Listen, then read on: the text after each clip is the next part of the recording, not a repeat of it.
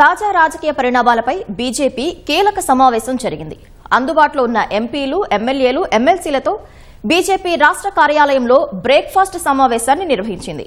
ప్రస్తుత రాష్ట్ర రాజకీయ పరిణామాలు, ఎస్ఐఆర్ ప్రక్రియ, రాష్ట్ర కార్యవర్గ సమావేశం, పార్టీ భవిష్యత్ కార్యాచరణ, ప్రజా పోరాటాలపై సమావేశంలో చర్చించింది. సోమవారం నుంచి ప్రజా సమస్యలపై పోరుబాట పట్టనుంది. బీజేపీ సమావేశం కార్యాచరణపై మరింత సమాచారాన్ని మా ప్రతినిధి జ్యోతి కిరణ్ ప్రత్యక్ష ప్రసారం ద్వారా అందిస్తారు. పవిత్ర, బీజేపీ ఇవాళ కీలక సమావేశాన్ని నిర్వహించింది. ఉదయం 9:30 గంటలకు పార్టీ రాష్ట్ర కార్యాలయంలో రాష్ట్ర అధ్యక్షుడు రామచంద్రరావు అధ్యక్షతన జరిగినటువంటి సమావేశానికి పార్టీ రాష్ట్ర వ్యవహారాల ఇన్ఛార్జి అభయ్ పాటిల్ ముఖ్య అతిథిగా హాజరు కాగా, పార్టీకి సంబంధించినటువంటి ప్రజాప్రతినిధులు ఎవరైతే ఎంపీలు, ఎమ్మెల్యేలు, ఎమ్మెల్సీ ఉన్నారో అందుబాటులో ఉన్న వాళ్ళందరూ కూడా ఈ సమావేశానికి హాజరయ్యారు. ఈ సమావేశంలో ప్రధానంగా తాజా రాజకీయ పరిణామాలతో పాటు ఎస్ఐఆర్, రాష్ట్ర కార్యవర్గ సమావేశాలు చర్చించాల్సిన అంశాలపైన ఈ సమావేశంలో నిర్చరించారు. అంతేకాకుండా ఈ సమావేశంలో వచ్చిన అంశాలన్నింటినీ బేరేజ్ వేసుకొని భవిష్యత్ కార్యాచరణను కూడా రూపొందించుకున్నారు. ఏదైతే తాజా రాజకీయ పరిణామాల నేపథ్యంలో ఏదైతే రాష్ట్రంలో నెలకొన్నటువంటి వరి ధాన్యం కొనుగోళ్లకు సంబంధించినటువంటి నత్తనడకన సాగుతున్నాయి, ధాన్యం కొనుగోలు జాప్యం ఉంది కాబట్టి దీనిపైన పోరాటం చేయాలి.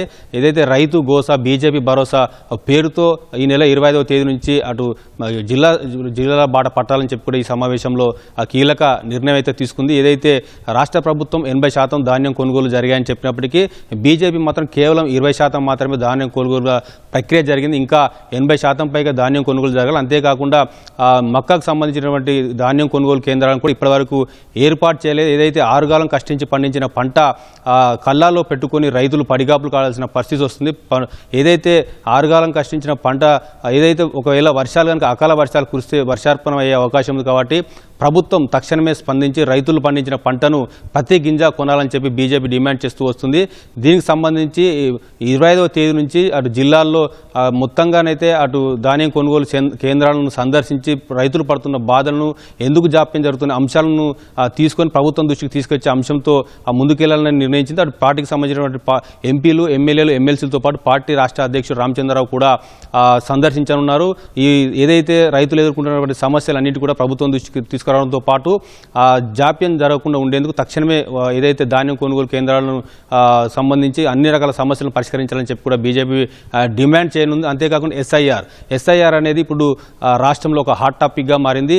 ఎస్ఐఆర్ పేరుతో బీజేపీ ఏదైతే ఓట్లను తొలగించి లబ్ధి పొందాలని చూస్తుందని చెప్పి అటు అధికార కాంగ్రెస్తో పాటు ప్రతిపక్ష బీఆర్ఎస్ ఆరోపిస్తున్న నేపథ్యంలో ఏదైతే ఎస్ఐఆర్ అనేది బీజేపీకి సంబంధించిన అంశం కాదు, అది స్వయం ప్రతిపత్తి కలిగినటువంటి కేంద్ర ఎన్నికల సంఘం ఏదైతే డూప్లికేట్ ఓట్లు ఉన్నాయో వాటిని మాత్రమే తొలగిస్తుంది. ఏదైతే ఒక దగ్గర ఓటును మరొక దగ్గర ఓటు అట్లా రెండు ఓట్లున్న వాళ్ళతో పాటు ఏదైతే చనిపోయిన వాళ్ళ ఓట్లు కూడా ఇంకా జాబితాలో ఉన్నాయి. కాబట్టి అలాంటి ఓట్లను మాత్రమే ఇది కేంద్ర ఎన్నికల సంఘం ఎస్ఐఆర్ పేరుతో తొలగిస్తుంది. కాబట్టి బీజేపీకి దానికి సంబంధం లేదు. ఇంకోటి ఏంటంటే అధికార ఏదైతే కాంగ్రెస్తో పాటు ప్రతిపక్ష బీఆర్ఎస్ బెంగాల్లో బీజేపీ ఓట్లు తొలగించి అధికారంలోకి వచ్చిందని చెప్పి ప్రధానంగా ఆరోపిస్తున్న నేపథ్యంలో దీన్ని తిప్పికొట్టే విధంగా క్షేత్రస్థాయిలో ప్రధానంగా ఎక్కువగా అర్బన్ ఏరియాలో విద్యావంతులు ఉంటారు. కాబట్టి విద్యావంతులకు ఈ విషయాలన్నింటినీ చేరవేసే విధంగా సదస్సులు, సమావేశాలు పెట్టాలని చెప్పి కూడా బీజేపీ నిర్ణయించింది. ఆ ఎస్ఐఆర్ ప్రక్రియకు సంబంధించి సోమవారం నుంచి అటు ధాన్యం కొనుగోలు ప్రక్రియ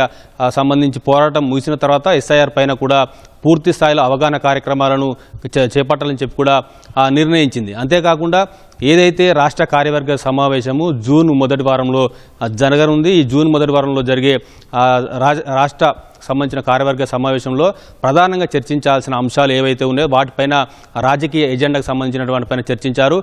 ఇప్పటికే రాష్ట్రంలో జరిగినటువంటి సర్పంచ్, మున్సిపల్ ఎన్నికల్లో మంచి ఫలితాలు సాధించినటువంటి బీజేపీ రాబోయే ఎంపీటీసీ, జెడ్పీసీ ఎన్నికలతో పాటు జీహెచ్ఎంసీకి సంబంధించిన 3 కార్పొరేషన్ల ఎన్నికల్లో కాషాయ జెండా ఎగరవేసి 2028 కానీ 29లో కానీ ఎన్నికలు జరిగితే బీజేపీ తెలంగాణలోకి అధికారంలో వచ్చే అవకాశాలు ఉంటాయి. కాబట్టి కృషి చేయాలని చెప్పే విధంగా ఆ ఎజెండాను అయితే రూపకల్పన చేయనున్నారు. దీనికి జాతీయ అధ్యక్షుడు నితిన్ నబీన్ సిన్హా కూడా హాజరు కానున్నారు. జాతీయ అధ్యక్షుడు వస్తున్న నేపథ్యంలో రాష్ట్ర కార్యవర్గ సమావేశంలో రూపొందించిన ఎజెండా పైన కూడా కులంకుశంగా చర్చించారు. అయితే జాతీయ అధ్యక్షుడు నితిన్ నబీన్ సిన్హా వస్తున్న నేపథ్యంలో పార్టీకి సంబంధించినటువంటి 10 జిల్లా కార్యాలయం కూడా ప్రారంభించనున్నట్టు తెలుసు. దీనికి సంబంధించి పూర్తి స్థాయిలో సన్నద్ధం కావాలని చెప్పి కూడా దిశానిర్దేశం అయితే చేశారు. జాతీయ అధ్యక్షుడు హైదరాబాద్కు వచ్చిన తర్వాత హైదరాబాద్ వేదికగా వర్చువల్గా 10 జిల్లా కార్యాలయాలను ప్రారంభిస్తారు. ప్రారంభించిన తర్వాత ఏదైతే రాష్ట్ర కార్యవర్గ సమావేశంలో ఎన్నికలకు సంబంధించినటువంటి ఒక దిశానిర్దేశం చేయనున్నారు.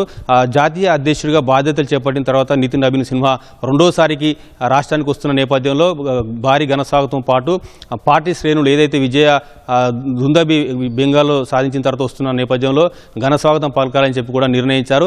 అంతేకాకుండా ఇప్పుడు ఏదైతే అటు ధాన్యం కొనుగోలు కేంద్రాలకు సంబంధించిన సమస్యలే కానీ ప్రజా సమస్యలనే కానీ ఈ అన్ని సమస్యలపైన కూడా పోరాటం చేయాలని చెప్పి కూడా నిర్ణయించారు. ఈ పోరాటానికి సంబంధించి ఇప్పటికే ధాన్యం కొనుగోలు కేంద్రాలకు సంబంధించి పోరాటంతో పాటు ప్రజలు ఎదుర్కొంటున్న సమస్యలను ఎప్పటికప్పుడు ఎండగట్టాలని చెప్పి కూడా బీజేపీ ఈ సమావేశంలో నిర్ణయించింది. ఈ నిర్ణయించిన సమావేశానికి సంబంధించిన అన్ని అంశాలను కూడా పూర్తి స్థాయిలో జాతీయ నాయకత్వాన్ని కూడా చేరవేసింది. ఎందుకంటే జాతీయ నాయకత్వం తెలంగాణ పైన ప్రత్యేక దృష్టి కేంద్రీకరించింది. బెంగాల్ ఎన్నికల్లో ఘన విజయం సాధించిన తర్వాత బీజేపీ అధిష్టానం పూర్తి స్థాయిలో ఫోకస్ను తెలంగాణ పైన పెట్టిన నేపథ్యంలో తెలంగాణలో బీజేపీ జెండా ఎగరవేయడమే లక్ష్యంగా అటు రాష్ట్ర శ్రేణులు పనిచేయాలని చెప్పి కూడా దిశానిర్దేశం చేసి అందులో భాగంగా ఈ సమావేశం హుటాహుటిన అందుబాటులో ఉన్నటువంటి ఎంపీలు ఎమ్మెల్యేలు ఎమ్మెల్సీలతో నిర్వహించిన పరిస్థితి అయితే ఉంది.